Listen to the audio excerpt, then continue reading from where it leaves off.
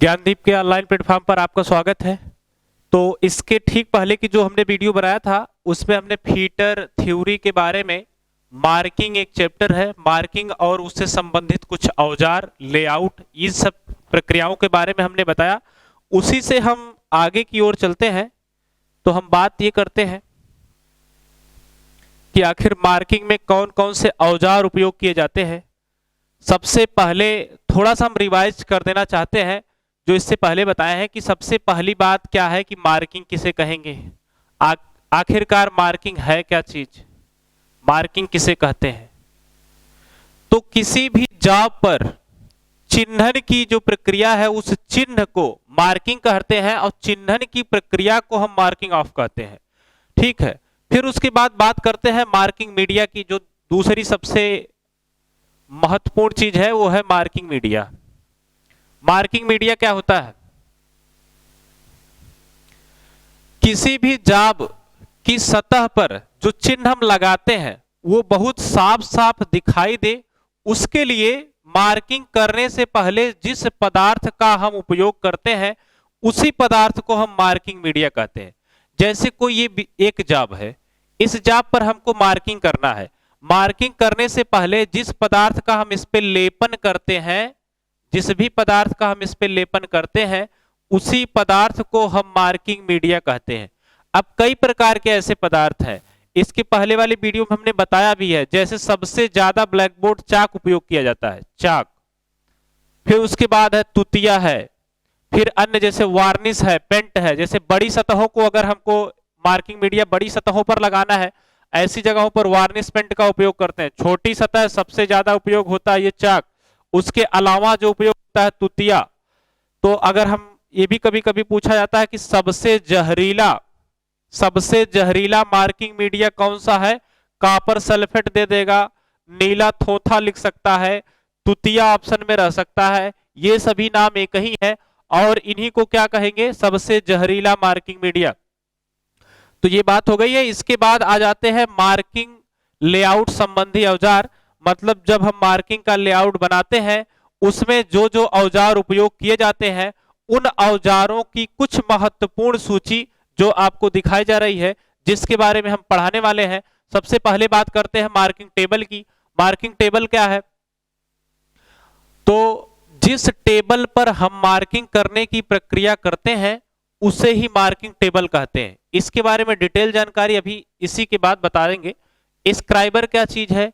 Scriber एक तेज धार वाला औजार है जिसका उपयोग लाइनों को खींचने के लिए, जैसे इस प्रकार से अगर कोई जॉब है, इस पे अगर लाइन खींचना है तो स्क्राइबर का ही उपयोग करते हैं।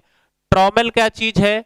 ट्रॉमेल भी एक प्रकार का मार्किंग औजार है जिसका उपयोग हम वृत्त या फिर चाप बनाने में करते हैं। पंच क्या है?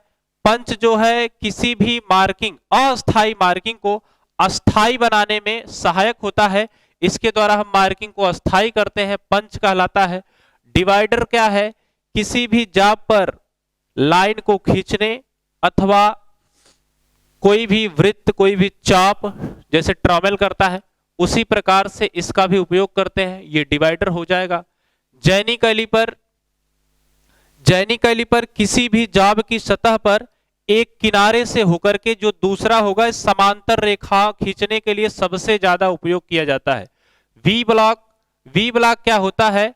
ये ऐसा औजार है जो कि किसी गोल जॉब को पकड़ने के लिए काम में लाया जाता है और ये कई प्रकार का होता है। प्रकार इस प्रकार से कि सिंगल ग्रुप्स, डबल ग्रुप्स वाला, उसके बाद सिंगल लेवल वाला, डबल लेवल वाला, इस प्रकार से वी ब्लॉक पाए जाते हैं।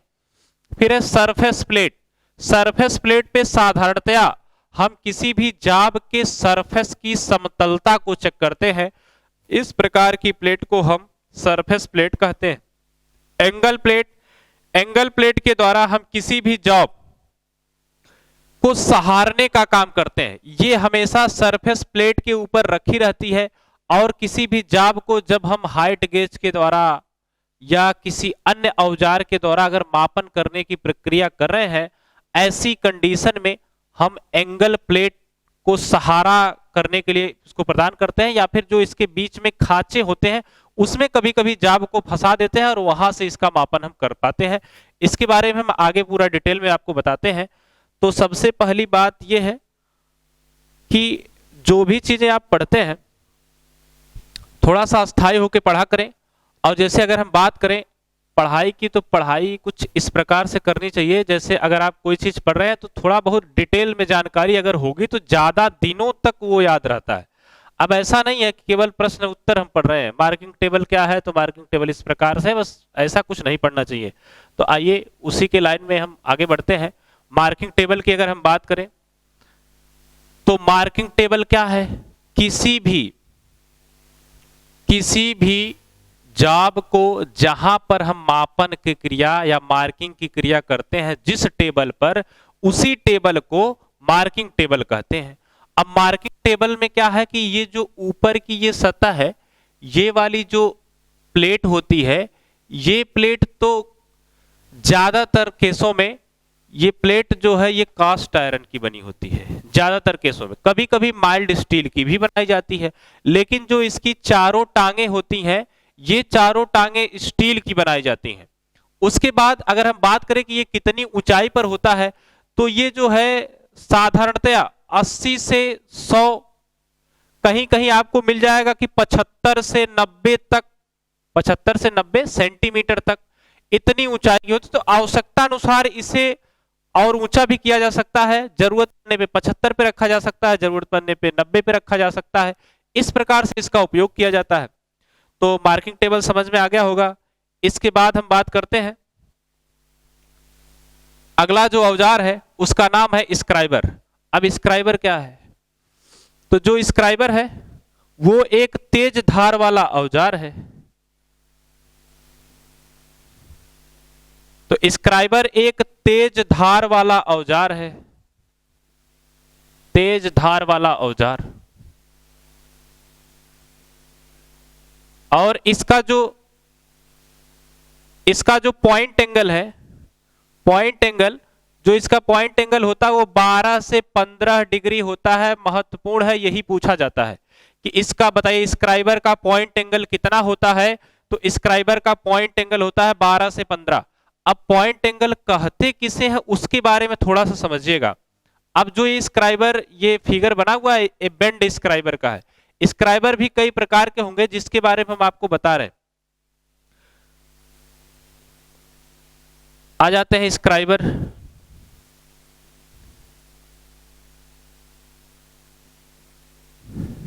तो अगर हम बात करें स्क्राइबर की, तो जो स्क्राइबर होता है इसका पॉइंट एंगल हमने बताया 12 से 15 डिग्री होता है। स्क्राइबर एक तेज धार वाला औजार है जिसका उपयोग किस लिए करते हैं, रेखाएं खींचने के लिए करते हैं, जिसका उपयोग हम रेखाएं खींचने के लिए करते हैं। फिर उसके बाद अगर हम बात करें स्क्राइबर के प्रकार, तो स्क्राइबर के प्रकार है, देखिए स्ट्रेट स्क्राइबर और bend scriber, straight scriber, bend scriber, adjustable scriber जिसको एडजस्ट किया जा सके, छोटा बड़ा किया जा सके। फिर एक होता है sleeve type scriber, sleeve scriber. एक और होता है स्लीव स्क्राइबर। आपको जो पढ़ना है सिर्फ स्ट्रेट और बेंड के बारे में पढ़ना है। ये एडजस्टेबल है, स्लीव स्क्राइबर है, इसका एक खुद का एक चैप्टर है, वो हम आगे की वीडियो में आपको बता देंगे।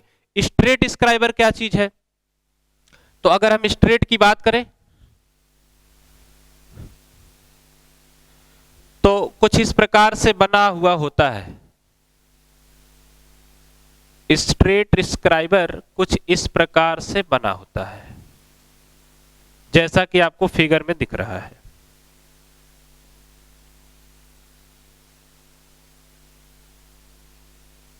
अब बात करते हैं कि आखिर पॉइंट एंगल जो हमने बताया है कि इसका पॉइंट एंगल 12 से 15 डिग्री होता है, ये कैसे मापते हैं, कहां पर है। तो ये देखिए, इसको अगर हम आगे की ओर ये बढ़ाते हैं, ये जो कोण होता है इसे ही हम कहते हैं पॉइंट एंगल। इसी कोण को हम कहते हैं पॉइंट एंगल।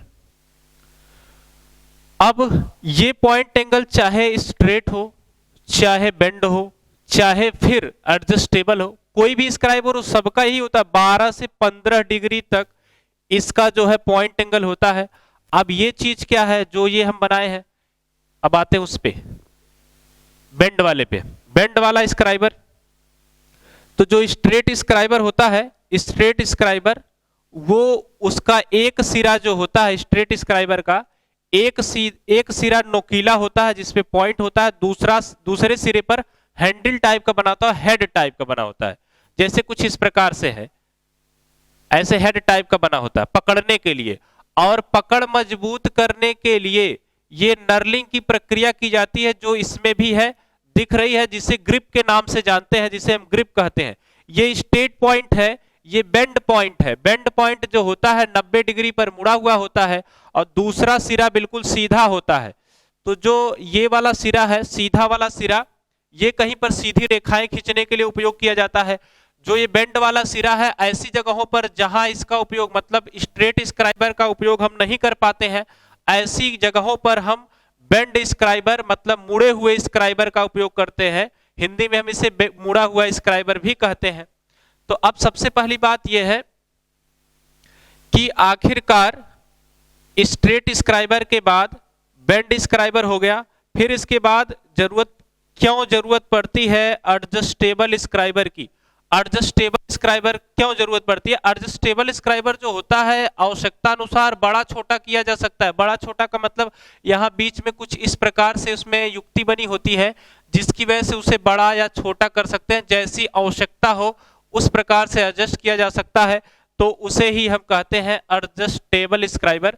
फिर से इसके बारे में हम पूरा डिटेल बता देते हैं। जो सबसे महत्वपूर्ण चीज है वो ये है कि इसका पॉइंट एंगल कितना होता है, तो आप कहेंगे इसका पॉइंट एंगल 12 से 15 डिग्री होता है। ये क्या है? ये एक प्रकार का औजार है तेज धार वाला। तो इसका उपयोग किस लिए करते हैं? इसका उपयोग रेखाएं खींचने के लिए करते हैं। इसका उपयोग रेखाएं खींचने के लिए करते हैं।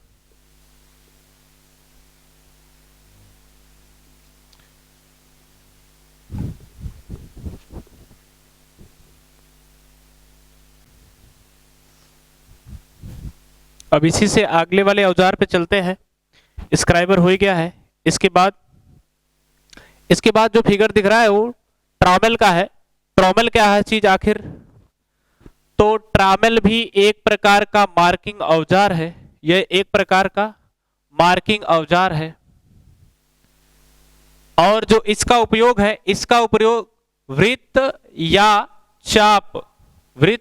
चाप बनाने के लिए किया जाता है, या फिर वृत्त बनाने के लिए। जैसे कि कहीं भी अगर हम मार्किंग कर रहे हैं, अगर हमको मार्किंग करते समय कहीं पर वृत्त बनाने की अगर आवश्यकता है तो ऐसी कंडीशन में हम ट्रामेल का उपयोग करते हैं। इसके अलावा अगर कहीं चाप लगाना है तब भी ऐसी कंडीशन में हम ट्रामेल का उपयोग करते हैं। ये जो भाग दिख रहा है इसे बीम कहते हैं। ये बीम है जो कि स्टील की बनी होती है। उस पर देखिए एक साइड दूसरा एक कैलीपर है, ये है, इसे कैलीपर के नाम से जानते हैं। वैसे ये बिल्कुल इसकी जो आकृति है स्क्राइबर की तरह है, स्क्राइबर की तरह वर्क करता है। मतलब यहां भी देखिए इसके पॉइंट बने होते हैं जो कि निशान लगाते हैं। अब एक फिक्स होता है, एक साइड हम फिक्स कर देते हैं, एक साइड हम फिक्स कर देते हैं और दूसरे साइड इसे आगे पीछे कर सकते हैं। कुछ इस प्रकार से व्यवस्था रहती है कि इसी बीम पर ये आगे पीछे हो सके।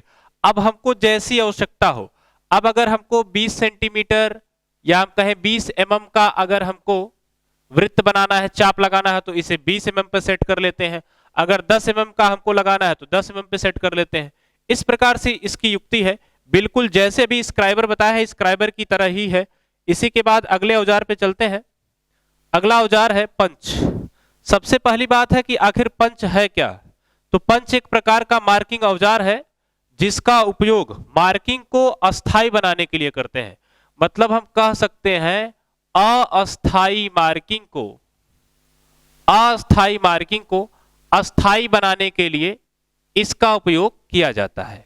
जैसे कोई भी अगर जाब है, इस प्रकार से जाब बना हुआ है, इस पे हम क्या करते हैं, स्क्राइबर के द्वारा कोई रेखा खींच लिए, इस प्रकार से मान लीजिए कुछ मार्किंग हो गई। अब इस मार्किंग को हमको करना क्या है? अस्थाई करना है। अस्थाई करने का मतलब है जब हम इस पे हेक्साइन अगर हम करेंगे, अगर मार्किंग अस्थाई नहीं हुई तब हमारा जाब गलत दिशा में जा सकता है, गलत मापन की ओर जा सकता है। ऐसी कंडीशन में पंच के द्वारा, हथौड़े और इस पंच के द्वारा, पंच भी कई प्रकार के हैं जो हम बताएंगे, तो इस पंच का उपयोग इस प्रकार से यहां पर पंच रख करके इस पे हैमर का प्रयोग करेंगे, जिसपे हल्की हल्की छोटे छोटे बहुत हल्के हल्के निशान टाइप के बन जाते हैं। अब ये भी इसमें ध्यान रखना है कि बहुत तेजी के साथ बलपूर्वक इस पे नहीं मार रहा है, जिससे बहुत गहरा निशान बने। तो यही जो होती है मार्किंग को अस्थाई से अस्थाई बनाने के लिए जिसका उपयोग करते हैं, उसी टूल का नाम पंच है। अब पंच के भाग देखिए, ये जो होगा ये इसे हेड कहते हैं, ऊपरी सिरे को हेड कहते हैं, जिसपे हैमर की चोट मारी जाती है। ये वाला जो भाग है, इस भाग को हम बॉडी कहते हैं, इस भाग को हम बॉडी कहते हैं। और ये जो भाग है इसे हम कहते हैं पॉइंट, इस वाले भाग को हम कहते हैं पॉइंट।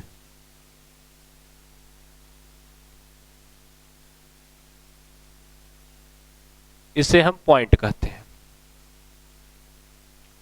अब बात ये आती है कि आपको फिगर में दिख रहा होगा 30 डिग्री 60 डिग्री, तो बिल्कुल कुछ ऐसे पंच होते हैं जिनका ये पॉइंट एंगल जो है 30 होता है, कुछ का पॉइंट एंगल 60 होता है। जिसका पॉइंट एंगल 30 होता है उसे हम प्रिक पंच कहते हैं, उसे हम प्रिक पंच कहते हैं। और जिसका पॉइंट एंगल 60 होता है उसे हम डार्ट पंच कहते हैं, उसे हम डार्ट पंच कहते हैं। और जिसका पॉइंट एंगल 90 डिग्री होता है उसे हम सेंटर पंच कहते हैं, उसे हम सेंटर पंच कहते हैं। अब बात ये करते हैं कि आखिर सबसे ज्यादा उपयोग होता है सेंटर पंच का, डार्ट पंच का। तो आ जाइए इधर की स्लाइड में।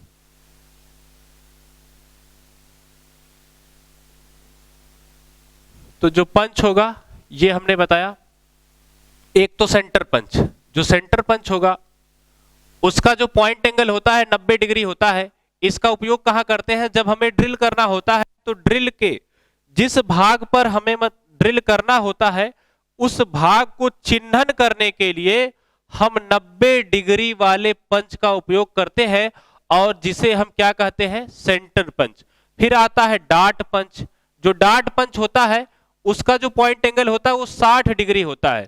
तो डार्ट पंच का उपयोग हम वहां पर करते हैं जहां पर हमको मार्किंग करनी है, जहां पर हम मार्किंग कर देते हैं उसे अस्थाई से अस्थाई बना देते हैं। तो ऐसी जगहों पर डार्ट पंच का उपयोग करते हैं। फिर कई प्रकार के पंच है, जैसे प्रिक पंच है, स्ली पंच है। इनका भी डिटेल में अध्ययन आप इसके अगली स्लाइड में करेंगे, क्योंकि वो आगे पूरा चैप्टर ही है पंच का। अब अगले औजार पे आते हैं। अगला औजार क्या है, अगला औजार है जैनी कैलिपर। तो सबसे पहली बात यह है कि आखिर जैनी कैलिपर है क्या। तो जैनी कैलिपर एक प्रकार का मार्किंग टूल ही है, और इसका उपयोग समांतर रेखाएं खींचने के लिए किया जाता है, समांतर रेखाएं खींचने के लिए किया जाता है। इसमें आप देखें कि जो एक सिरा होगा, एक सिरे पर इस प्रकार से नुकीली पेंसिल के आकार की एक पतली छड़ टाइप की लगी होगी, और जो दूसरा सिरा होगा, दूसरा सिरा कुछ इस प्रकार से टेढ़ा होता है। ये जो हल्का सा बेंड होता है, टेढ़ा होता है, ये किसी भी ऐसे इस प्रकार से अगर जाब है, इसके किनारे पर ये सहारा प्रदान करता है, और दूसरा सिरा इसके साथ ऐसे रेखाएं खींचने का काम करता है। ये एक साइड में लगा देंगे, दूसरे साइड में इस प्रकार से रेखाएं खींचने का काम करता है। तो जो ये वाला सिरा है, जो बेंड सिरा है, ये किसी भी जाब के किनारे पर लगा होता है, और जो ये वाला नोकीला सिरा होगा, ये वाला नोकीला सिरा जो होता है उसके सरफेस पर वर्क करता है, उसके सरफेस पर रेखाएं खींचने का काम करता है। फिर अगर हम बात करें, ये जो जॉइंट है ये रिवेट के द्वारा जोड़ा गया है दोनों टांगों को। इसमें दो प्रकार की टांग है। एक टांग में आप कहेंगे कि सीधा स्क्राइबर टाइप का एक सीधा नोकीला भाग होगा, दूसरी जो टांग होगी वो थोड़ा सा मुड़ी हुई बेंड टाइप की होगी। ये दो प्रकार से जॉइंट के आधार पे दो प्रकार से बांटा गया है। वो क्या, एक तो होता है फर्म जॉइंट स्क्राइबर, एक होता है फर्म जॉइंट स्क्राइबर, जो कि फिगर में आपको दिख रहा है, ये फर्म जॉइंट स्क्राइबर है। फिर एक होता है spring joint scriber, spring joint scriber. अब जो फर्म जॉइंट होता है वो इसके माध्यम से, रिवेट के माध्यम से हम जोड़ देते हैं तो फर्म ज्वाइंट होता है। इसे हम हाथ से ऐसे करके ज्यादा जितना चाहे उतना इसको फैला सकते हैं या फिर इसे अंदर की ओर ला सकते हैं। लेकिन जो स्प्रिंग ज्वाइंट होता है उसकी आकृति कुछ विशेष प्रकार की होती है।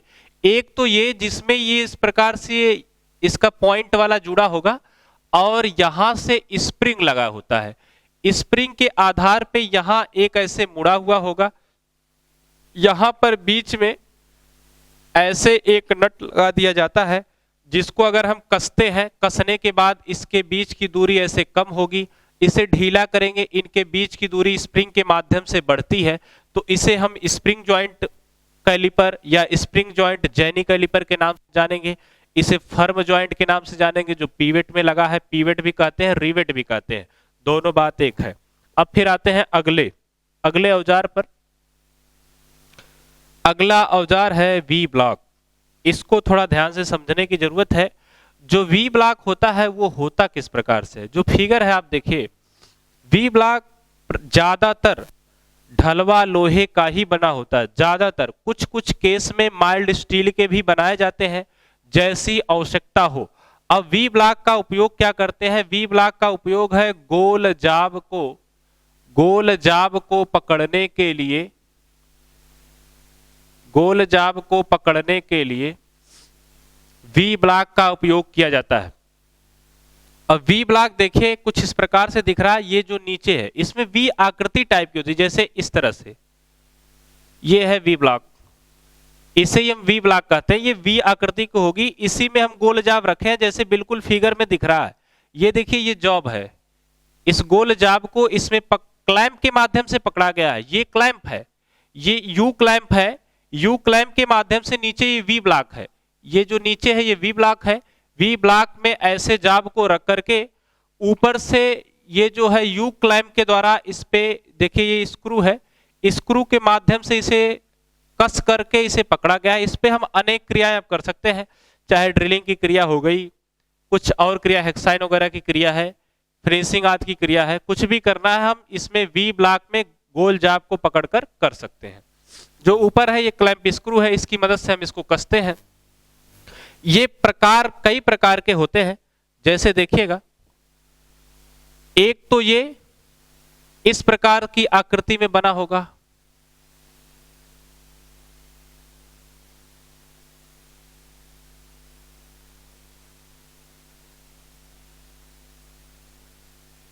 जो इस प्रकार की आकृति में बना है इसे हम कहते हैं single label single groups V block.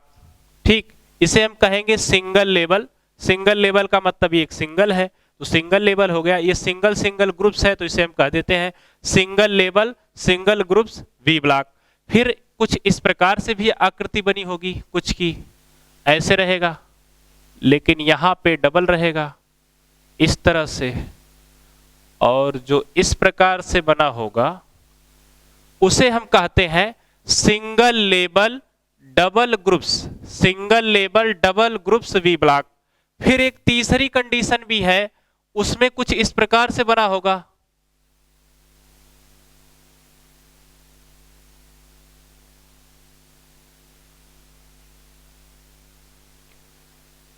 एक तरफ इस प्रकार से लेबल होगा, दूसरी तरफ ये है, इस साइड भी ऐसे बना दिया जाएगा। अब इसे क्या कहेंगे, सबका नाम है, सबका नाम देखिए हम लिखते हैं, इसका नाम है सिंगल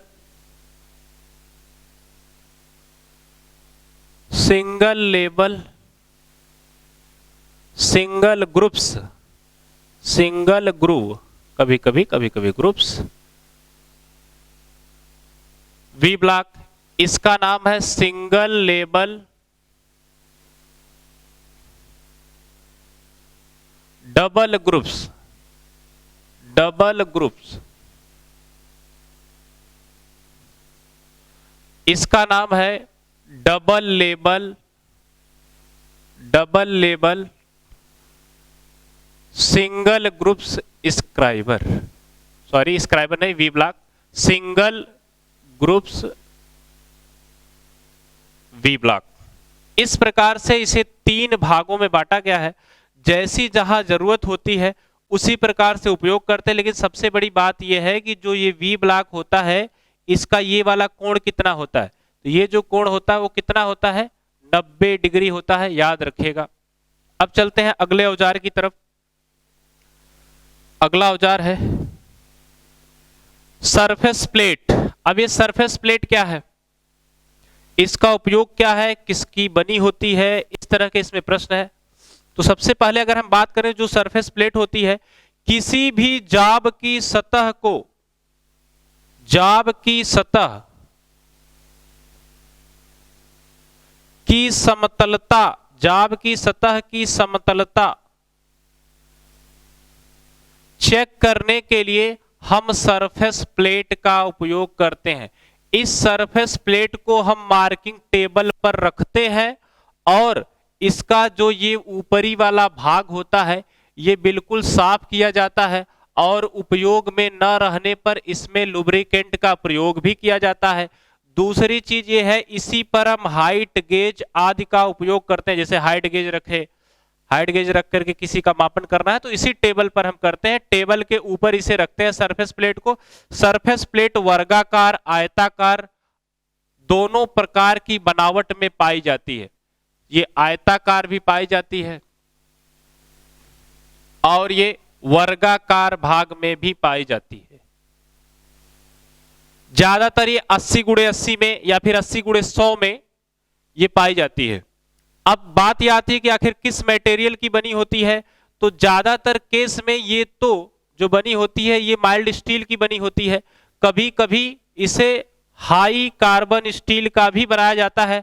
ऐसी जगहों पर जहां पर ज्यादा मार्किंग करने की आवश्यकता होती है तो इसकी सरफेस घिसे ना, उस कारण से हम जो है इसका जो इसकी मेटल जो भी इसका प्रयोग होगा ऐसी कंडीशन में हम जो है हाई कार्बन स्टील का प्रयोग करते हैं, लेकिन ज्यादातर माइल्ड स्टील की ही ये प्लेट बनाई जाती है।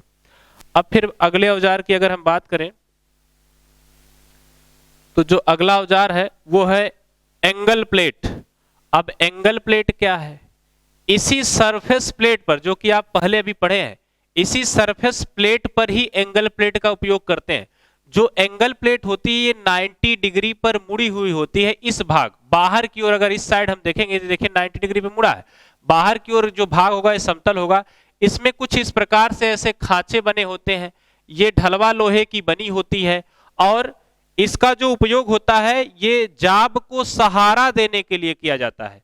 जाब को मापन क्रिया में, मापन क्रिया या मार्किंग, मापन क्रिया या मार्किंग में जाब को सहारा देने के लिए इसका उपयोग करते हैं। तो जाब को मापन क्रिया या मार्किंग में सहारा देने के लिए इसका उपयोग होता है। जैसे एक साइड, इस साइड वाला जो पीछे वाला भाग है इसी पर जाब को ऐसे, जैसे अगर इस तरह से बना है तो यहां पर हम जाब को रख देते हैं, इस साइड से हम इसमें मार्किंग कर सकते हैं। तो मार्किंग करने के लिए यहां पर जब जाब रख रहे हैं तो ये सहारा प्रदान कर रही है, तो सहारा देने के लिए इसका उपयोग करते हैं। दूसरी चीज ये है, कभी कभी छोटे जाब होते हैं तो हम इसमें जो खांचा बना है इसी में इसे हम इसी खांचे में जाब को फंसा देते हैं, जिसकी वजह से ये इधर उधर जाब नहीं हो पाता है और आसानी से हम मार्किंग कर सकते हैं। ठीक है, फिर आगे चलते हैं। इसी के बाद अगला औजार है, अगला औजार है डिवाइडर। अब डिवाइडर क्या है इसके बारे में बात करते हैं।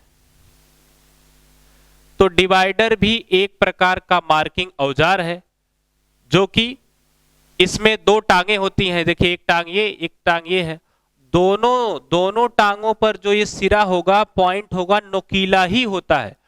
अब ये जो डिवाइडर होता है इससे हम करते क्या है, रेखाएं खींचने का प्रयोग करते हैं। किसी भी माप को एक स्थान से दूसरे स्थान पर ट्रांसफर कर सकते हैं। फिर उसके अलावा इससे हम चाप भी लगा सकते हैं, इसके द्वारा हम चाप भी लगा सकते हैं, वृत्त भी बना सकते हैं। तो जो डिवाइडर होगा ये दो प्रकार का होता है। एक तो होता है फर्म जॉइंट डिवाइडर, दूसरा होता है स्प्रिंग जॉइंट डिवाइडर।